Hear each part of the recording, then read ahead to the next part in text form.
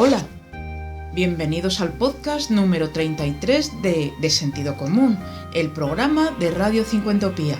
Un podcast mediante el que proponemos una reflexión en torno a aquellos temas que más preocupan a quienes ya hemos cumplido los 50 años y que afectan a la sociedad en su conjunto. Para ello dialogamos con otras organizaciones, con corporaciones, con diferentes colectivos y con personas de diversa condición. Porque existen voces variadas que, al igual que ocurre con la Asociación Cincuentopía, hoy en día propugnan un cambio en la sociedad. Una transformación social que no vendrá sola y que pretendemos alcanzar entre todos, aportando diferentes ideas y reflexiones, cada uno desde su conocimiento y experiencia. Queremos así contribuir a crear una sociedad más justa que integre a todos los seres humanos, independientemente de su condición, edad, estado o procedencia. En definitiva, aspiramos a proporcionar un conjunto de claves para aprender a envejecer mejor. Porque, como nos gusta decir siempre en Cincuentopía, la vida comienza a los 50. Y porque cada vez somos más y tenemos mucho que decir y que aportar. De Sentido Común, un programa elaborado por el equipo de Viva Voz para Cincuentopía.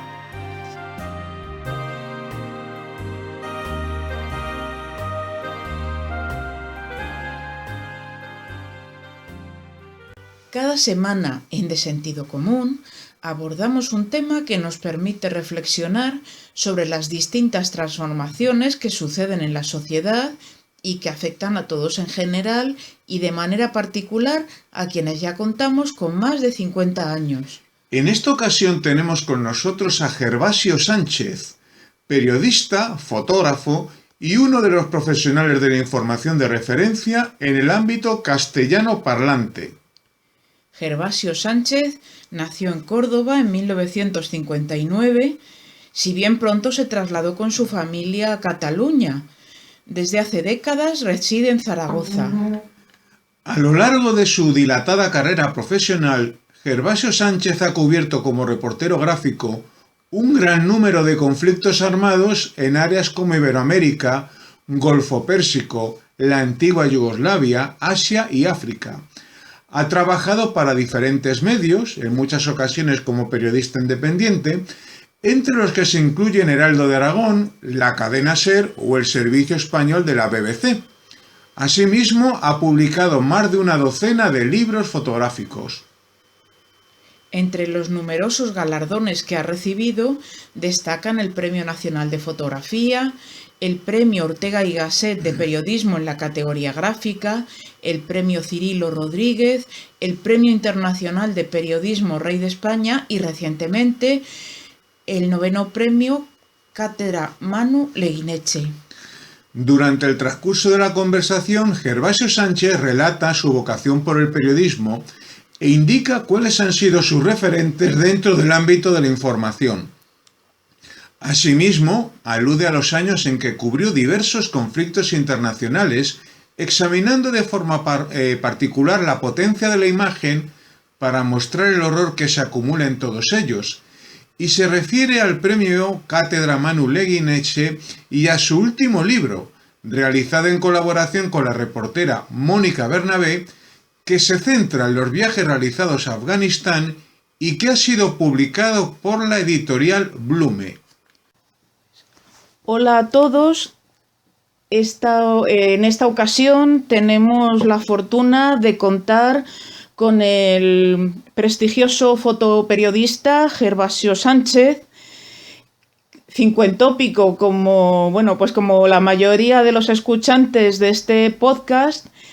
Y la casualidad ha querido que cuando estábamos gestionando la conversación con Gervasio, le notificaban la concesión del Premio Internacional de Periodismo Manu Leguineche, así que aprovechamos para felicitarle una vez más y para darle la bienvenida a este podcast. Pues nada, muchas gracias. Simplemente deciros que ojalá tuviera 50 y algunos años. La verdad que ya tengo 62. Y la verdad es que me parece mentira que haya pasado ya pues más de casi 40 años trabajando en el periodismo, ¿no? Bueno, somos 5 en tópicos y más, porque, bueno, afortunadamente cumplir años, aunque dé un poco de vértigo, como bien dices, y echar la vista atrás, que parece mentira, pero eso es una buena señal de que estamos aquí. Sí, sí, por supuesto, ¿no? Y además, si algo no escondo es mi edad. No escondo de casi nada, pero menos de mi edad. La verdad es que nunca he entendido esta idea de quitarte años, porque por muchos años que te quites, los años te pesan igual. Sí, y te duele, aunque también es cierto que el refrán este castellano o español de que si algo te duele por la mañana es que estás vivo, pues bueno, bienvenidos sean los dolores de vez en cuando, mientras se puedan sobrellevar. Gervasio, respecto al premio que te acaban de otorgar, pues has venido manifestando en estos días que te ha hecho especial ilusión porque sentías un aprecio, bueno, había una relación de amistad, además de la relación profesional, con Manu Leguineche. Sí, es cierto, ¿no? A ver, cuando te dan un premio siempre te sientes satisfecho.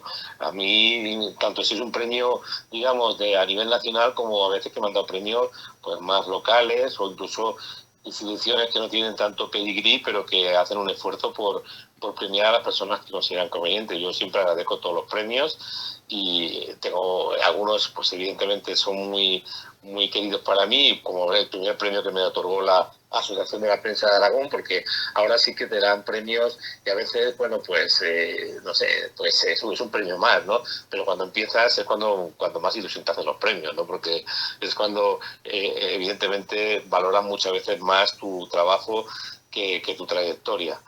Pero especialmente el premio Manu Leguineche, que Manu fue para mí un gran maestro, a que conocí en 1988, en octubre, en Santiago de Chile, mientras ambos cubríamos el plebiscito contra Pinochet, contra el dictador Pinochet, al que luego, digamos, con el que luego mantuve una relación muy, muy estrecha durante décadas, y de hecho, pues con quien además incluso a publicar un libro hace 20 años, ahora unos días, ahora 20 años, Los ojos de la guerra, que es un libro pues que lo hicimos en homenaje a un periodista que había sido muerto en una emboscada en Sierra Leona, y en los últimos años de su vida pues tuve una relación con él muy estrecha, o sea que es que me dan el premio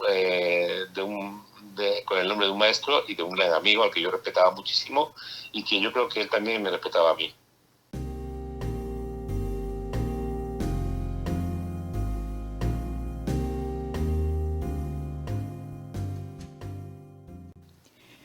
Además de Manu Leguineche, ¿cuáles consideras que fueron tus referentes en los inicios de tu carrera?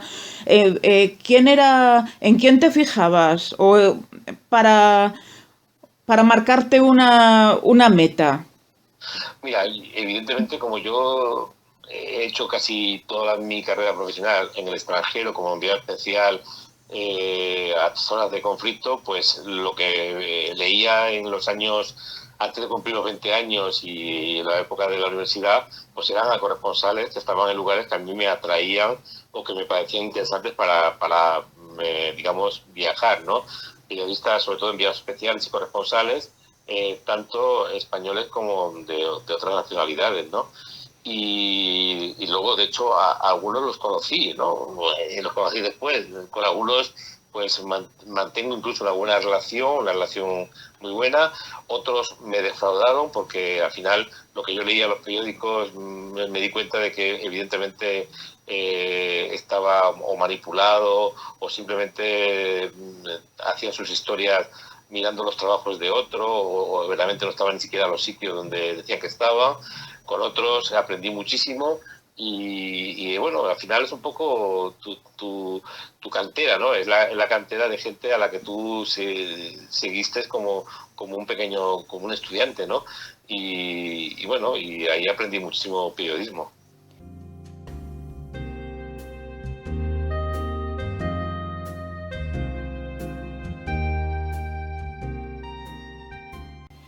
Hablando de estudios, nuestra generación, inculcado por nuestros padres, nos hicieron, bueno, valorar y muchas personas, y es algo que compartimos aquí en Cincuentopía, pues nuestras familias hemos sido la primera generación que ha podido cursar estudios universitarios.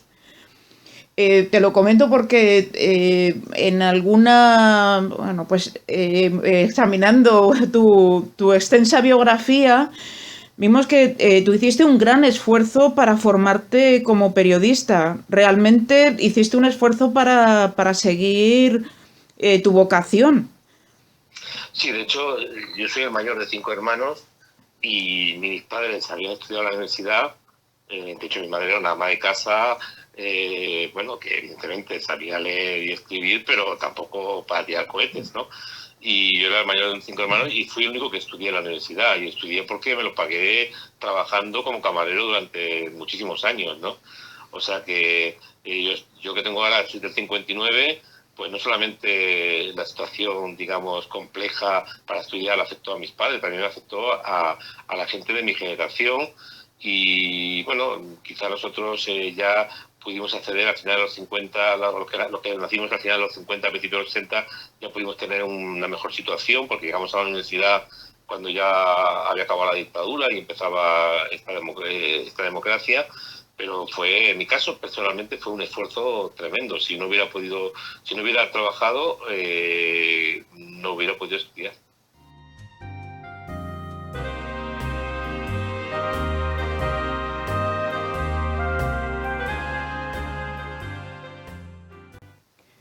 Volviendo a los referentes, Manu, ¿cómo ha evolucionado el fotoperiodismo en estas décadas?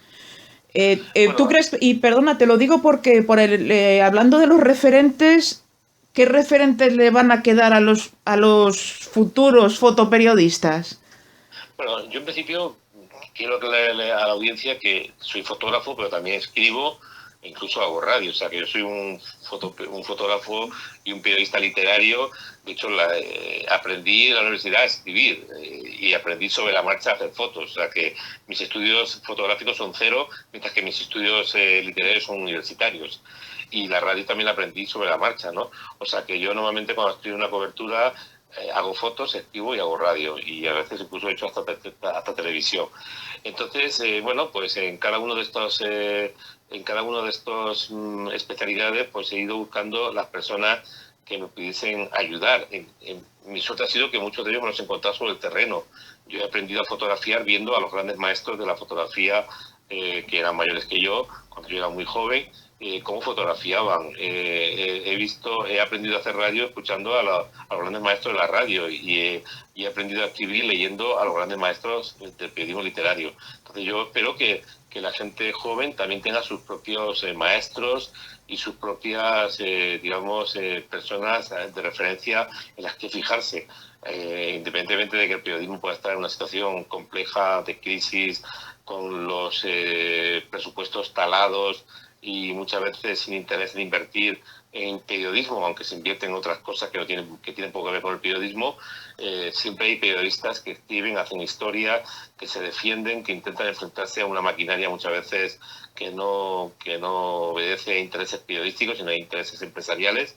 Y yo creo que esto pues hace que muchas veces, digamos, los periodistas tengamos dificultades para conseguir, sobre todo los más jóvenes, sus referentes. Pero yo creo que rascando sobre Internet encuentras muchas historias que pueden ser, digamos, que pueden gustar y que puede verse clarísimamente la calidad, ¿no?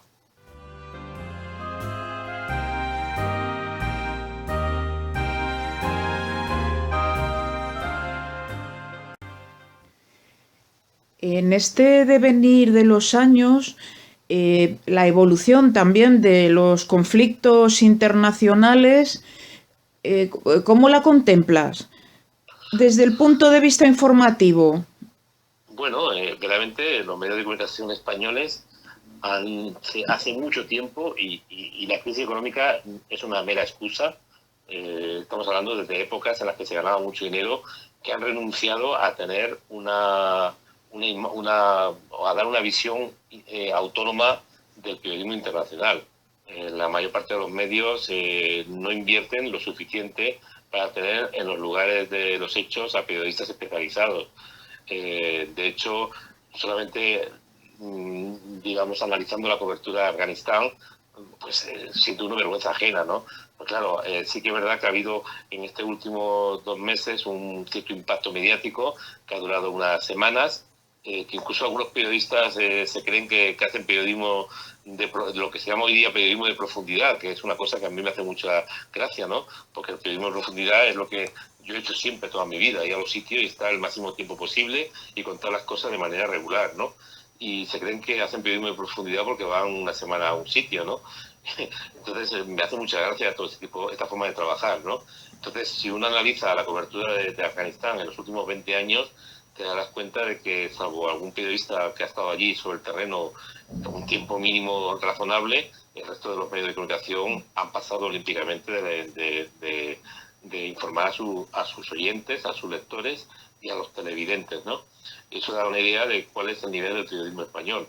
Pero claro, el periodismo español, que es bastante malo en general y que provoca que la salud informativa del ciudadano medio sea mala, y cuando una sociedad como la española tiene una mala salud informativa es más fácil de manipular, no solamente es responsabilidad de los periodistas o de las empresas, también son responsabilidad de los ciudadanos que no protestan enérgicamente y no obligan a los medios de comunicación a dejarse de fanfarrias, de estupideces, de intereses empresariales y hacer periodismo de verdad.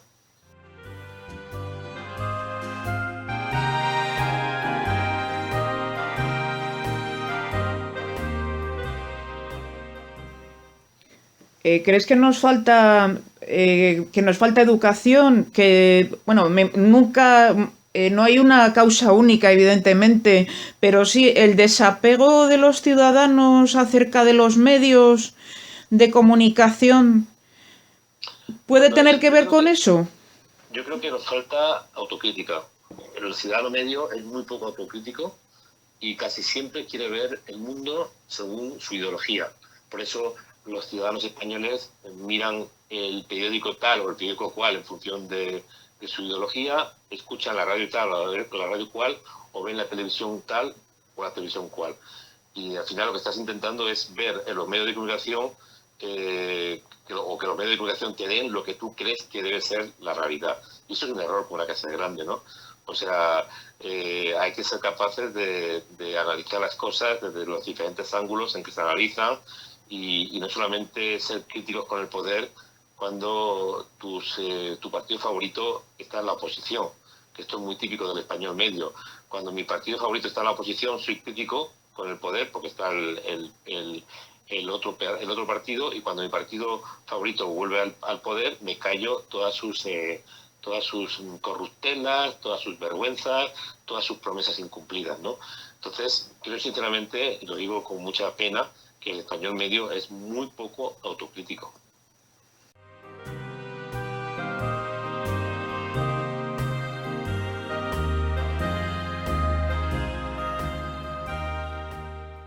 Nos centramos en tu trabajo, en los conflictos. ¿Cómo se lidia, y perdona la expresión, con la frustración, por ejemplo, en un conflicto como el de Afganistán, que dura 25 años desde que los rusos invadieron Afganistán hasta la fecha? ¿Cómo se asiste como espectador? ¿Y cómo se lidia con la impotencia de ver que es una situación irresoluble, que hay unas generaciones que no han conocido la paz y que así desde luego un país no puede prosperar? Bueno, de hecho, por desgracia, los soviéticos invadieron Afganistán hace 42 años. Ahora en diciembre hará 42 años, en el año 79. En diciembre los soviéticos invadieron Afganistán. Yo estaba haciendo segundo mes de primer curso de periodismo. Tenía 20 años. Ahora tengo 62. Hostia, he pasado 2/3 partes de mi vida con Afganistán en guerra. Hace 25 años acabó la guerra de Bosnia, pero Bosnia está en estos momentos en una situación de gran tensión.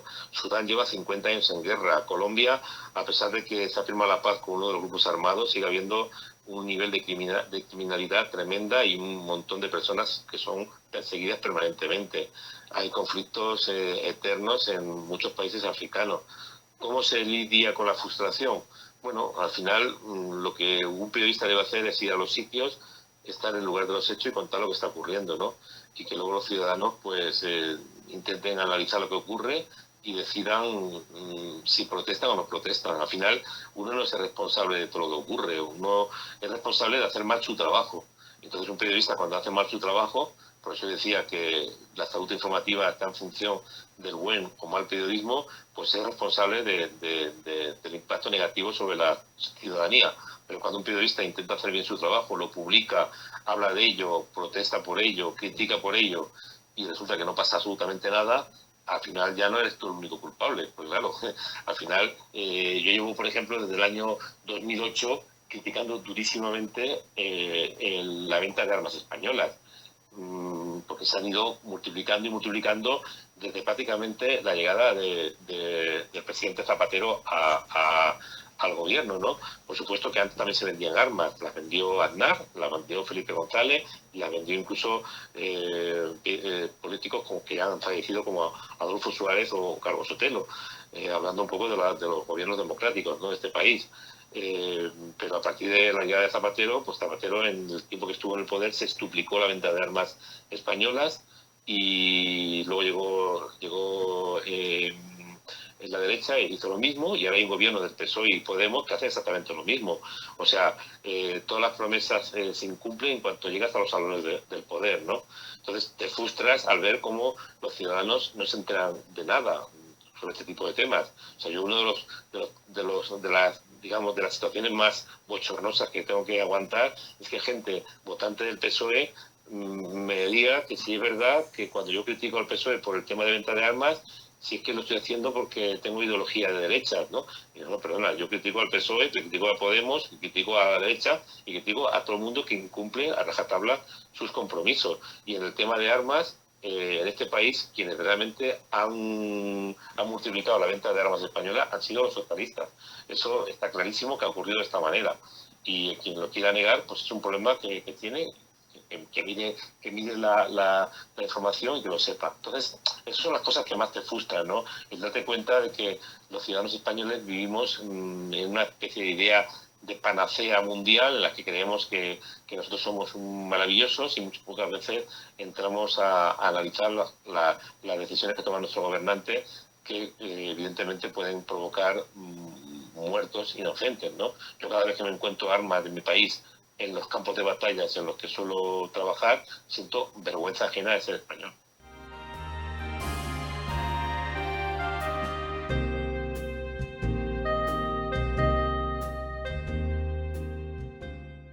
Bueno, pues de todas maneras, bueno, es de ensalzar el que el compromiso siga firme, y que, por ejemplo, pido disculpas a quien nos esté escuchando, porque es cierto, Afganistán no la invadieron los rusos, sino los soviéticos, y hace más de los 25 años que yo he dicho.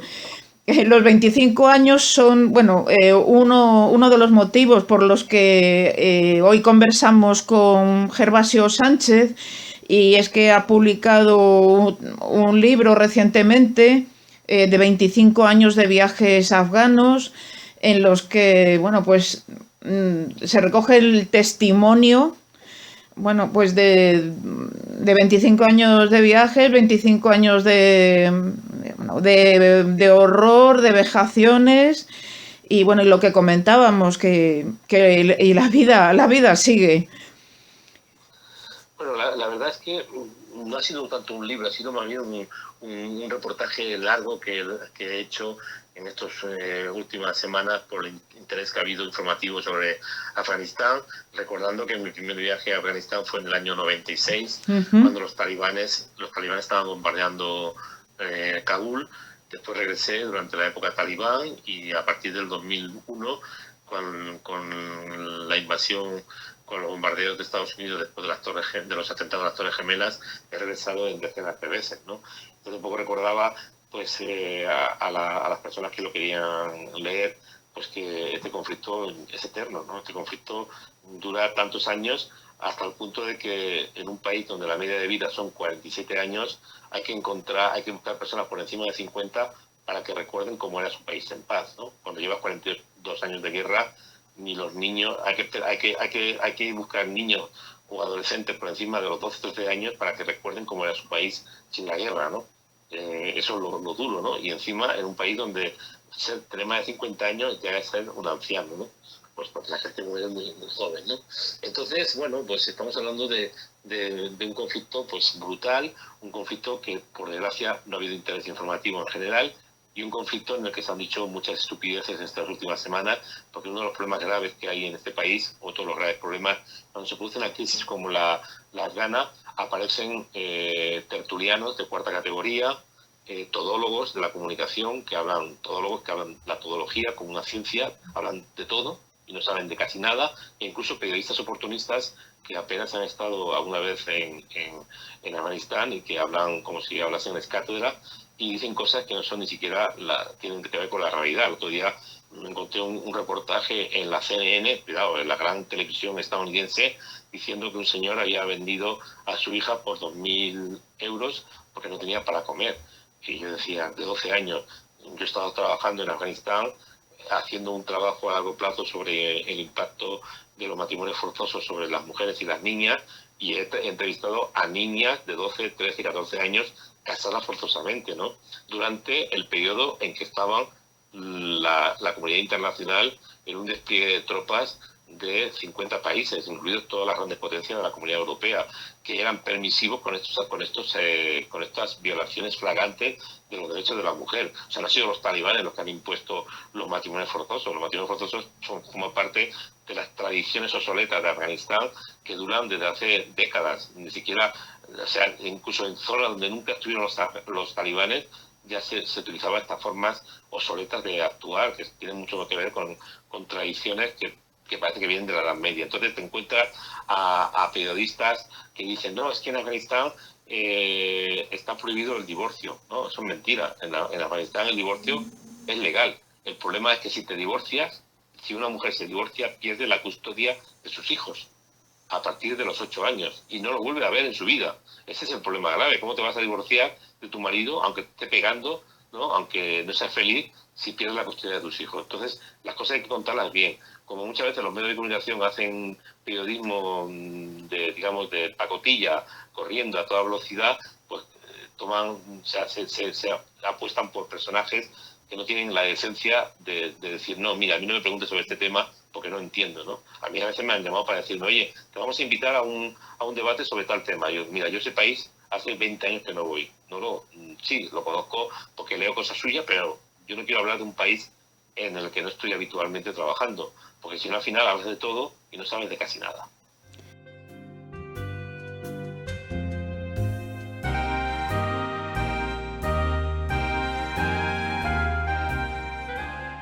Respecto a Afganistán, ¿es uno de los conflictos que más te ha impactado?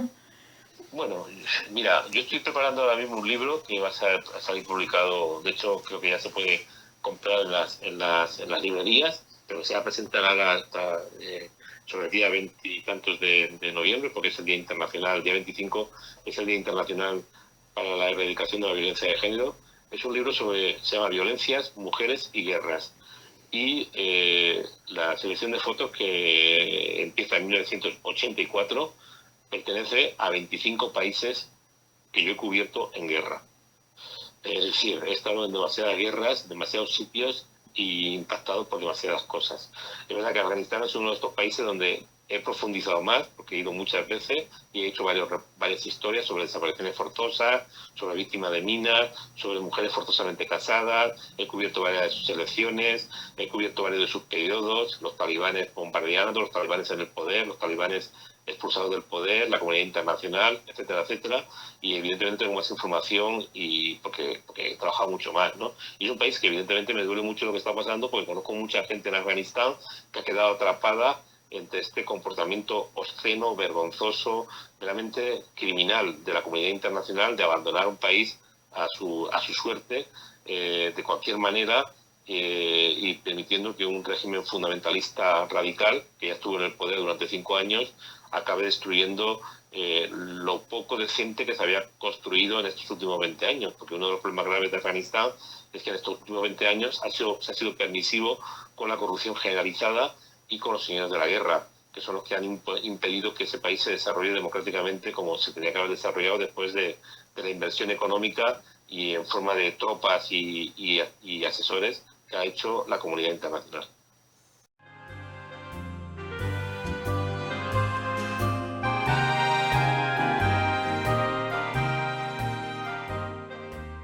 Indudablemente, bueno, pues hace esa mella que va dejando. Antes recordabas, bueno, pues la denuncia, hablando de la hipocresía de los estados respecto a los conflictos internacionales, respecto a la venta de armas, la denuncia que hiciste en el discurso de aceptación del premio Ortega y Gasset, de 2008 por el trabajo Vidas Minadas. Bueno, pues leyendo la documentación, en el bueno, recordabas a 4 personas en concreto, a 4 personas de las que habías retratado. La verdad es que, bueno, con independencia del carácter de periodista polifacético, fotografía, narrativa, desde luego una imagen vale más que 1000 palabras, y las fotografías que incorporabas en aquel volumen, en Vidas Minadas, realmente te removía la conciencia. Bueno, la verdad es que fue un discurso interesante porque estaba medio gobierno del PSOE estaba presente, y había altas instancias del Estado presentes, y bueno, lo único que falló fue Zapatero, una pena, porque iba a romper el protocolo y dedicarle un par de frases durísimas en público, ¿no? Simplemente porque me parece que su nivel de cinismo es realmente escandaloso, ¿no? O sea, un tipo que como presidente se ha dedicado a hablar de la alianza de civilizaciones y a utilizar la palabra paz de cualquier manera, o sea, a veces incluso instrumentalizándola, que luego acabe sextuplicando la venta de armas españolas. Para que las personas que están escuchando este programa sepan lo que significa sextuplicar, decirles que pasamos de vender 400 millones de euros en armas con el señor Aznar a acabar vendiendo 2.400 millones con el señor Zapatero cuando acabó su periplo en el 2011, ¿no? A finales del 2011, o sea, estamos hablando de 6 por 4, 24, sextuplicar. Y bueno, la verdad es que yo en ese momento pues quise recordar que estaba haciendo un trabajo desde hacía muchos años y que todavía sigo hoy día, porque estoy preparando para el año que viene, para el 2023, Vidas Minadas 25 años, con los protagonistas mutilados por minas en diferentes países del mundo. En algunos casos, niños que yo conocí con 13, 14 años, que ya tienen casi 40, o una niña en Colombia que conocí con 8 años, después de que una mina la dejaba ciega, que, bueno, ahora unos días va a cumplir 26 años, ¿no? Y sigo su historia desde entonces. Entonces, bueno, pues hay que utilizar la artillería pesada para someter a estos políticos hipócritas e indecentes, a someterles a un buen bombardeo, ¿no? Y en ese tipo de entrega de premios en el que supuestamente hay que hacer un discurso protocolario, les encantan los protocolos a estos señores, pues yo me pasé el protocolo por donde suelo pasarme este tipo de cosas, hice un discurso evidentemente educado pero durísimo, ¿no? Yendo a la yugular directamente, ¿no? Y me alegro mucho de que haya sido un discurso que todavía hoy día, a pesar de que han pasado 13 años, se sigue hablando de él, ¿no? Y que todavía hoy día hay gente de muchas partes del mundo, porque fue uno de los primeros discursos que realmente tuvo un gran recorrido digital, a través de internet, a través de los correos electrónicos, y que me demostró lo poderosa que pueden ser las redes sociales, internet y las redes sociales cuando se utiliza decentemente.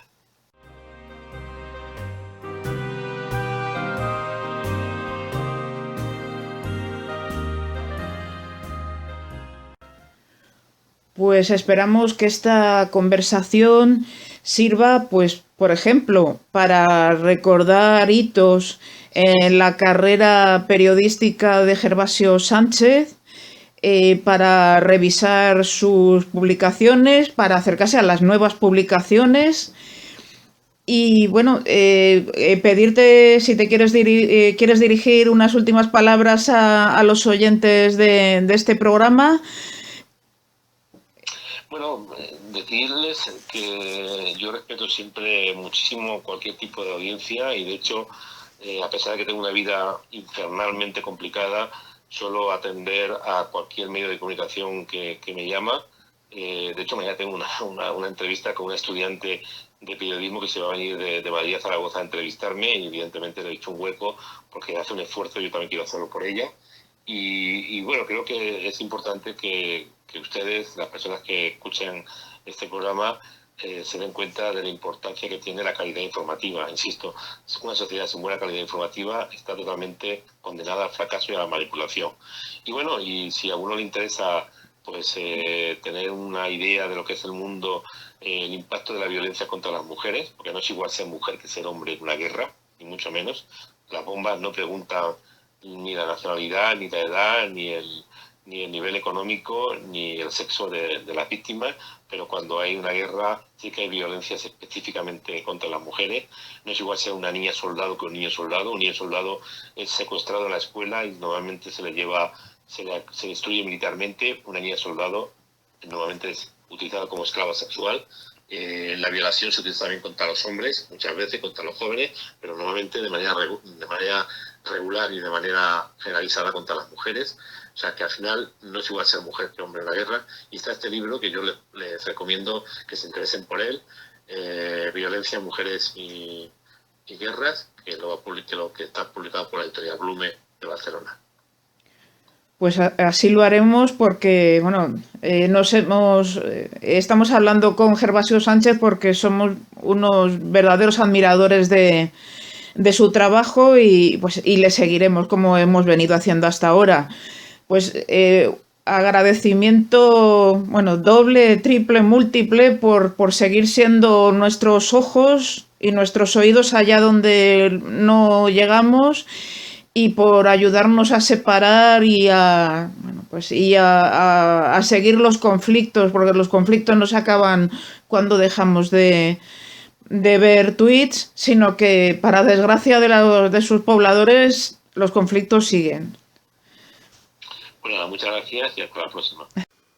Muchas gracias a Gervasio Sánchez por todas las ideas y reflexiones aportadas durante el transcurso de nuestra conversación. Cada semana en De Sentido Común, un tema para comprender mejor el complejo contexto que nos rodea.